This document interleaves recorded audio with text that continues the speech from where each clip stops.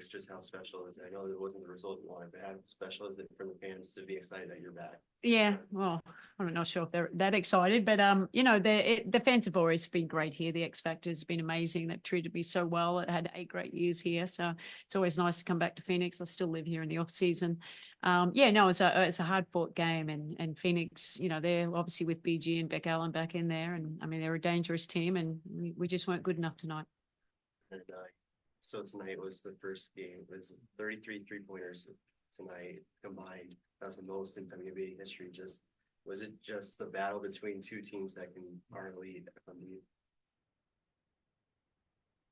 Was that question? Was that for me? I thought he was looking at you guys. I mean, I think we both of our defense wasn't probably, both coaches would say it probably wasn't where it needed to be, but on both teams, there's wonderful shooters. And so many individual players that obviously attract so much attention that the 3 was open. But I mean, we made a few more, but Phoenix came away. They shot a better percentage, and especially in that fourth quarter, they made some really big threes.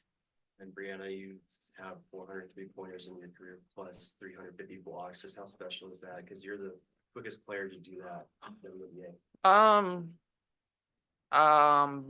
I guess good. I think that sometimes there's so many stats that it's hard to keep track, but honestly, I feel like personally it was good to see the 3 ball go in tonight.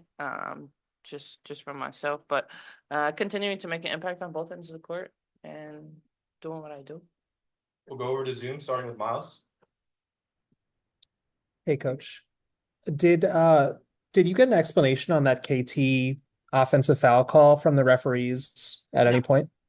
No, unfortunately. I mean, we looked back at it, but I had used my challenge earlier, so kind of bummed I did that now, because everyone kept telling me that could have been a 4-point, a 4-point play for us, and that kind of, could have changed the momentum of the game. You never know. It's a what if now, isn't it? So really no explanation at all. So hopefully I get one at some stage.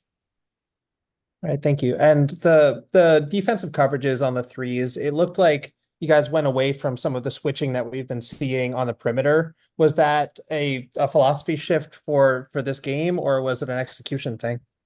Yeah, I think it was an execution thing. We were supposed to switch a fair bit. We have our switching groups. I just think Diana's very crafty. We overreacted on any kind of penetration, and they're great shooters, especially, obviously Beck Allen had a great night, 5 from 7. That was pretty good for her. And then Diana, I mean, they really put the dagger in us when we left them open. But yeah, look, it wasn't a great defensive effort for us, but that's a team that obviously it's always going to be an offensive game against Phoenix.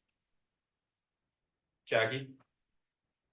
Good evening, all. Stewie, I'll start with you. Obviously, this theme of defense and just how it wasn't what it should have been tonight. Obviously, there were 2 quarters where you all gave up almost 30 points. I'm just curious, what are some things about the defense tonight that maybe are unacceptable going forward as you look to sort of bounce back from this? I mean, I would say, first of all, Phoenix is a really great offensive team. I think that we just needed to lock in on our coverages, and sometimes we're trying to get to our matchups when it's like there's a person right in front of us. So knowing the importance of guarding your matchup, but also we were overrunning a little bit and kind of creating an offense for them. And it's something that we can just lock back in on. I think, Sandy touched on it. We have another incredible stretch coming up. So we go home and we lock back in. I appreciate that. And Sandy, just about that call where Leo's free throws were overturned, I'm just curious if you felt like there was maybe a momentum shift after that, because there was a lot of, you all were on a bit of a run there. Yeah, 100%. I mean, that's how the game is, isn't it? We'll fight and we'll claw on our way back in. We did it, and then calls go against us, and sometimes that's basketball, but it's unfortunate. Obviously, they said that was successful, and what can we say? So, I mean, for me, I just kind of, hindsight, wish we had a challenge that ours was successful, so we could have challenged the KT one, because, that would have been a big momentum change as well. Thank you. Yeah. Hello, all. Thank you for being here at this hour. Sorry it didn't go your way for tonight. Coach, I will start with you.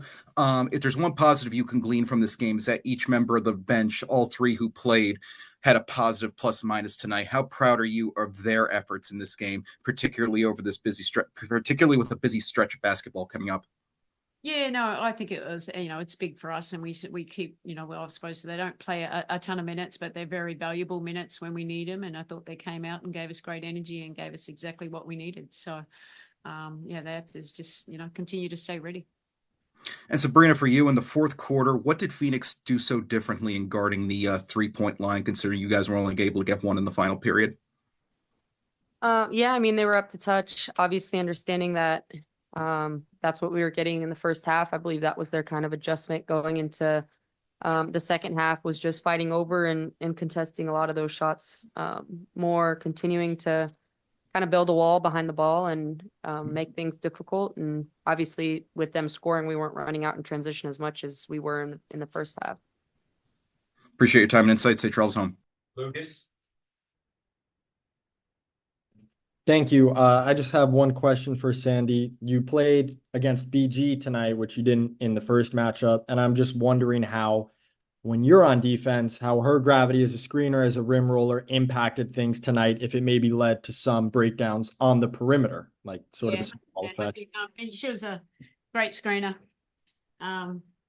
We didn't, she hit us on the screen a fair bit. That it forced it a little bit of a switch and over rotation behind the ball, and that created a lot of easier looks for them.